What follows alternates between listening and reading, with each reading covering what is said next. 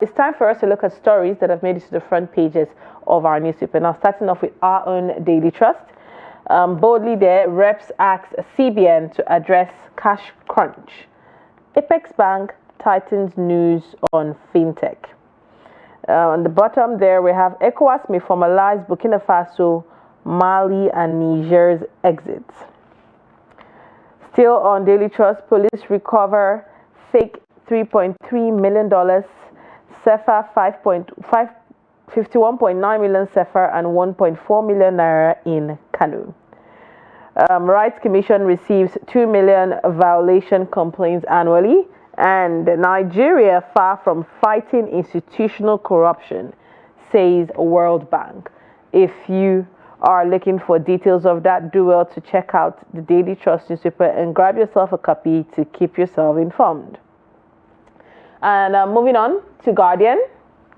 On Guardian, we have boldly cash scarcity worsens as banks upgrade digital platforms. Has banks upgraded digital platforms falter? That we have there boldly on Guardian. And court remands Yahaya Bello in QJ pending bail application. ASU strike, students suspend planned protest issued 48 hours ultimatum. Still there, cybercrime law, defamation, now weapons of persecution, NG and Serap say. Consumers NERC kick as disco pushes for 240 naira per kilometer for tariff, kilometer per hour for the tariff. That's quite high. Still on The Guardian, federal government suspends energy tariff review as 4-month subsidy hits 768.68 billion naira. On tax reforms, Southern reps back Tinubu as stakeholders clash over VAT hike and economic impact. We still have there, Tinubu commits to delivering promises, allows interim minister. We had that report here on the show earlier this morning. But these are the stories we have on the front page of Guardian. Do well to grab yourself a copy to keep yourself informed. Let's take a look at Punch. Boldly on Punch on the 2027 presidency, Atiku Obi alliance can't unseat Tinubu, declares APC.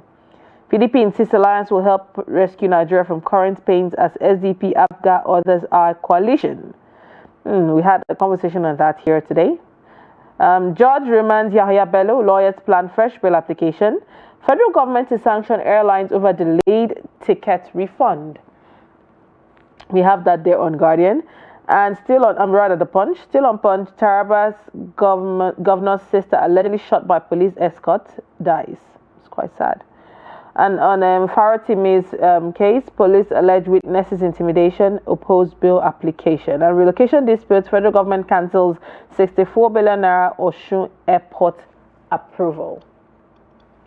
All right, those are the papers we'll be looking at this morning. Now, joining me via Zoom in the studio to review some of the headlines on today's front page, we have a former Director of News, Voice of Nigeria, Ben Shemang. Thank you for joining us this morning. Morning, Lilian. Happy to have you. It's good to have you with us. We've looked at several stories, but let's start off with the stories that made it to the front page of at least 2 or 3 papers this morning. We're looking at the cash crunch, where reps ask CBN to address cash crunch, and it's beginning to kick back again or come in again gradually, seeing the deadline that was there. But what's your take on it? And also we see that Apex Bank, the CBN is tightening its news on fintech, but all of this playing out, the cash crunch coming back again. How do you feel about this? Yeah, I think for the lawmakers, when they insist that cash crunch should be addressed, as far as I'm concerned, the ways the Nigerian politicians always behave. In most cases, where the politician is, that is also where the money is. And so we still believe in this money back syndrome. People must move with big cash. But if you check when this new currency was brought, you could see that even kidnapping kind of reduced because there was no money for ransom. But one is again worried as to the denomination that is on ground now in Nigeria. In most cases, you find out that the highest denomination, being the 1,000 naira note, is the one in circulation. And so we ought to promote this electronic kind of transactions. When you just have an account, the moment I do purchases, I just transfer the fund to you. And so you realize that even the kidnappers will find it very difficult to get ransom. And talking of bulk money that will attract thieves into towns, that will also reduce. But again, if you go to banks, you want 50,000, they say, no, sorry, we can only give you 10,000 naira.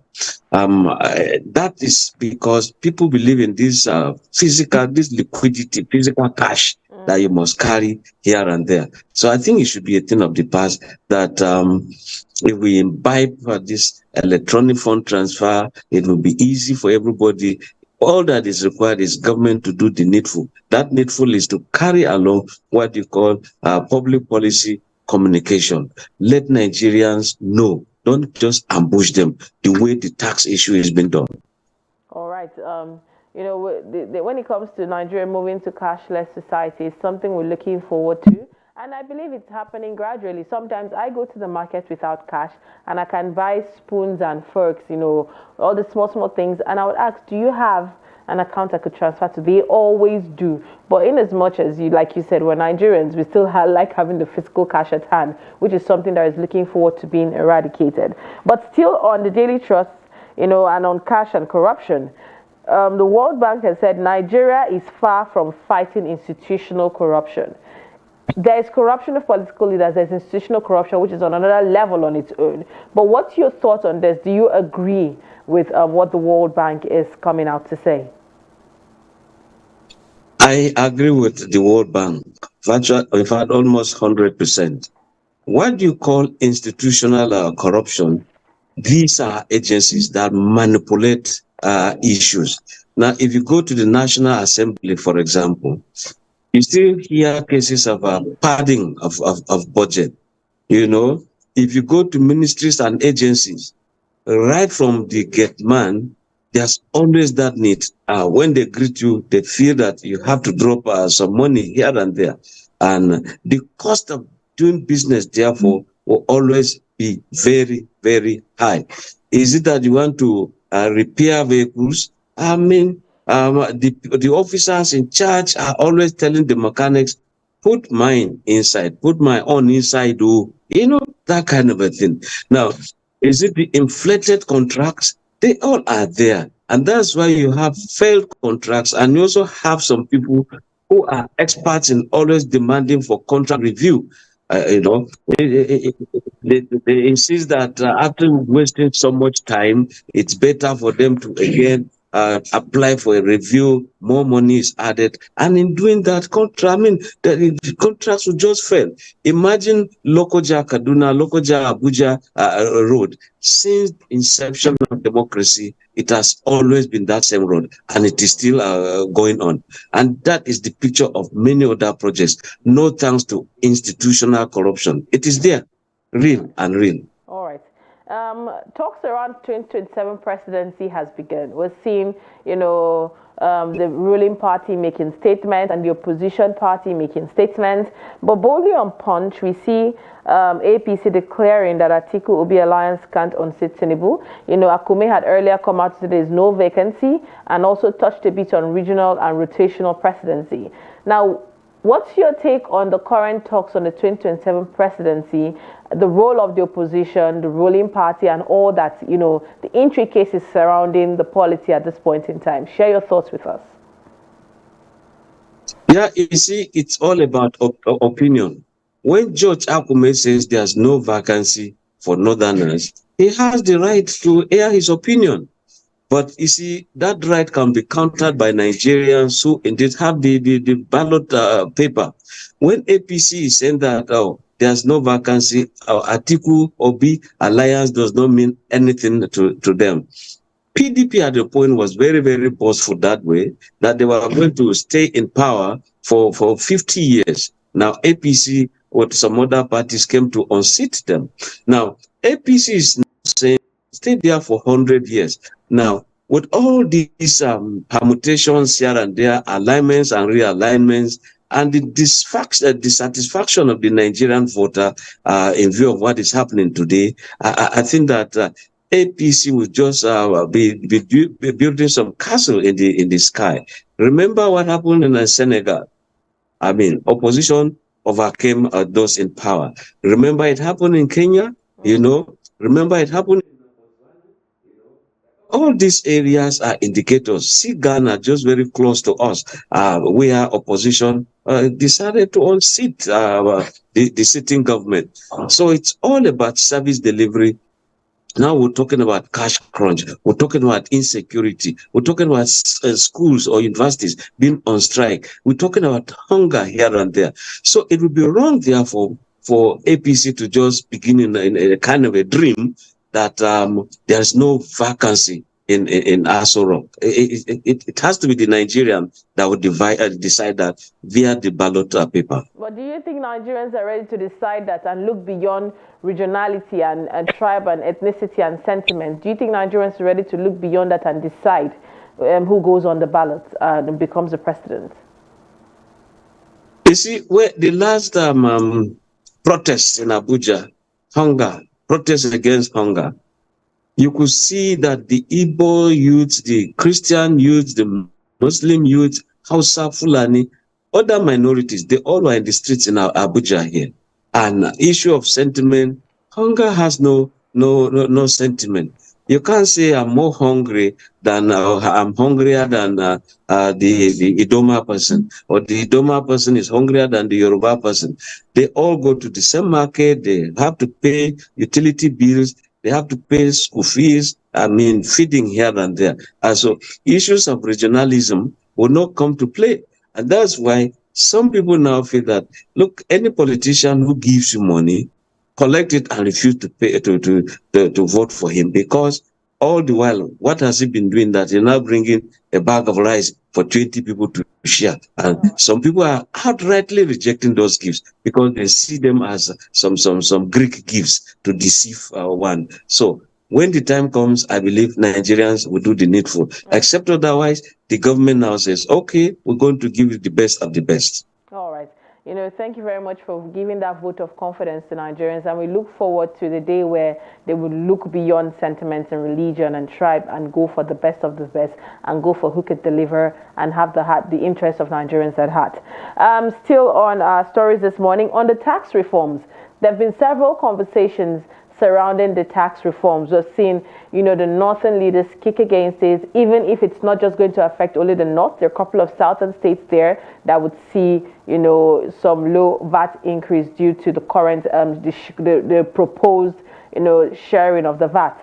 But at this point, southern reps back Tinubu as stakeholders clash over VAT hike and economic impact of all of it. What's your take on, the whole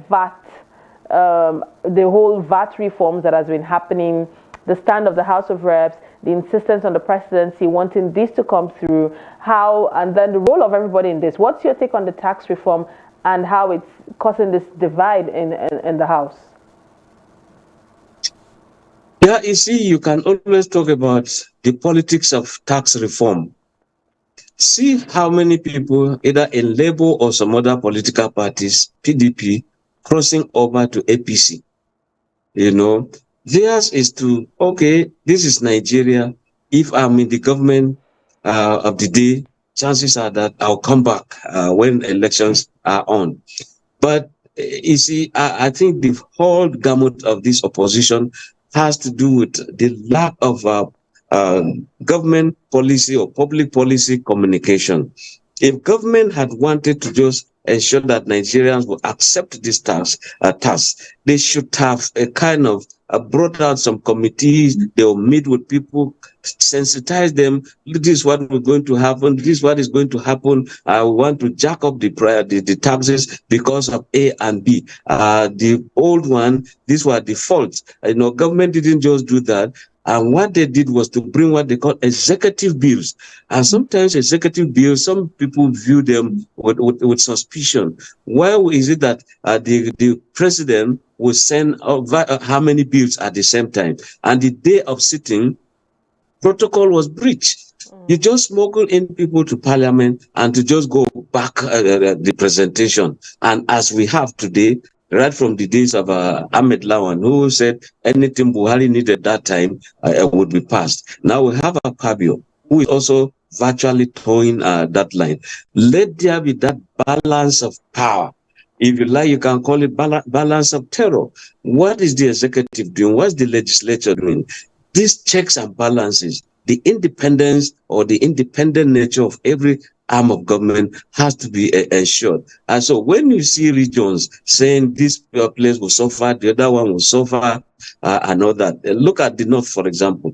If by this law, you now say where a company is cited as the headquarter, that state will get the highest chunk. That is a percentage for that host, for being a host. Then the one that is sent to federal government, again, you share, and those states will get. So if you are talking of, you make grains, for example, grains from Zamfara, make from Kaduna Plateau, and you ship them to make some breweries, beer somewhere, and that's the headquarter. Then you pay those people. What about the farmers somewhere up? If you say MTN, Glow TV, all of them, the headquarters are in Lagos. So what about those who registered for Glow in Maiduguri, and they are using it in Maiduguri? You take all of that, you say, okay, the headquarters is in Lagos. So Lagos has the best of all the best. Every aviation industry, every bank, anything you can think of, it has to be Lagos, because they said Lagos is the business hub in Nigeria. Therefore, that's why the Northerners are feeling, if we consume many of these things up north, yet we have just nothing. It's just going to be consumer. Now, if you also look at the presence of federal agencies in some of these states, that's also how the tax come in, and VAT will also be entrenched. All right, thank you so much, sir, for always taking time out to share your thoughts with us. It was good to have you on the show this morning. Thank you for joining us. Thanks for having me. That was Ben Shemang, former director of news, Voice of Nigeria there, joining us to review stories that made it to the front pages of the newspaper. It's always good to have him join us because he comes in with that fresh perspective that we would want to hear across the stories. Well, unfortunately, we've come to the end. Unfortunately, we've come to the end of the show this morning. Do well to follow us on our live stream and on our social media handles if you missed out, so you could catch up on the conversations we've had through the day. At the top of the hour, we'll be having sports. We'll also have business, and we'll have our news at noon. Do well to stick around because we still have a lot packed for you. My name is Lilian Ogazi. Earlier, we had Sunday, who had to rush out quickly for an emergency, but we'll be here tomorrow to have another informative conversation with you. Do not forget to always confirm, information or stories that comes to your phone before you forward them out, and do well to keep yourself informed. Read and follow credible news sources to get your facts right at all times. My name is Lilian Ogazi. Bye for now.